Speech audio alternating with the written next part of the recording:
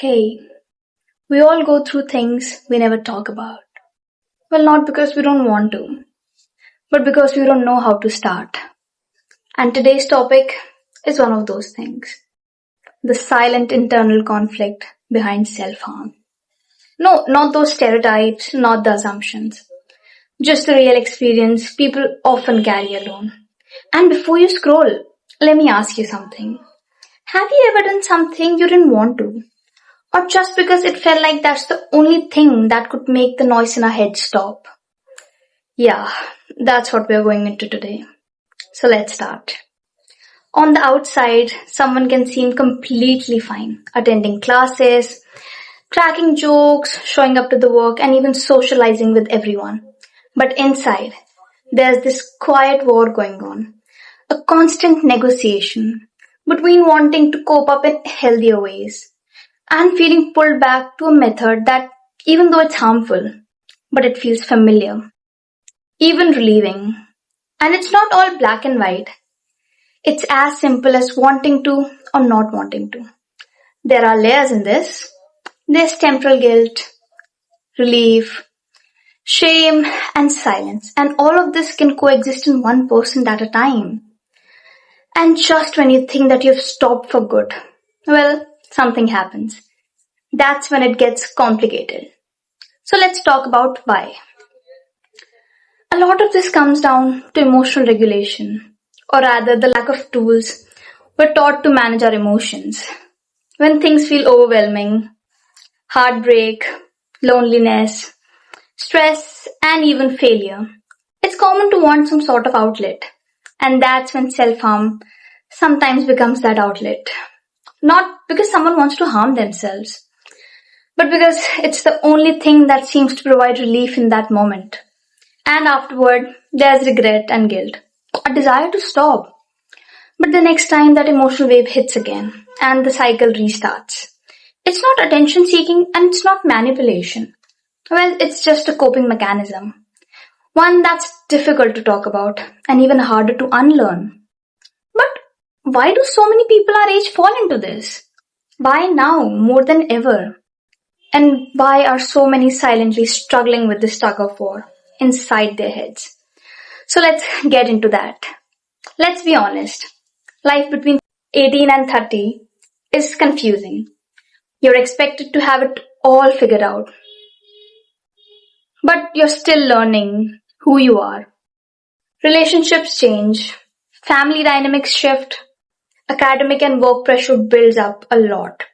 You may feel responsible for everything, yet in control of nothing. And we're often not taught how to handle that discomfort. Well, especially emotional discomfort.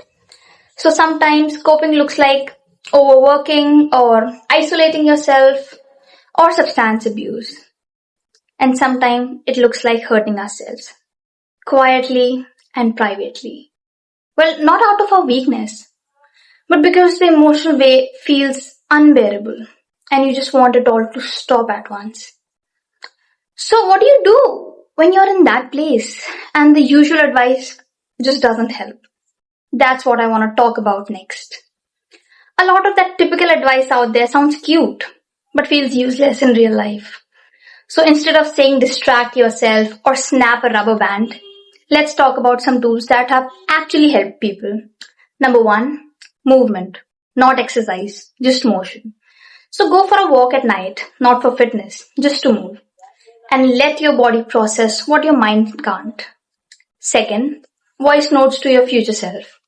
I know that sounds cringe, but record how you feel right now. You might not even listen to it again, but putting that emotion into words, even privately, can make it a little less suffocating.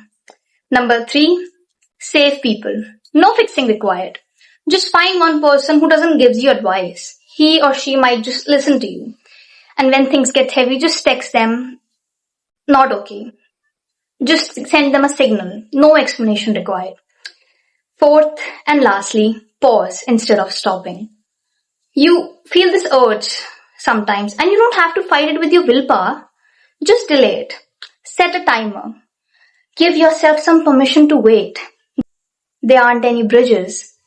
They keep you above water long enough for the wave to pass. But what if you've already slipped? What if you're not starting recovery? And you're just trying to get through this week? Well, there isn't a straight line for healing. Recovery doesn't look like a perfect streak. It looks like stopping, then slipping, and then trying again. It looks like deleting old habits and relearning new ones over and over again. It looks like forgiving yourself when you wish you would have done better. And even if no one else can see how hard you're trying, you know, you're doing the work. Quietly, messily, and bravely.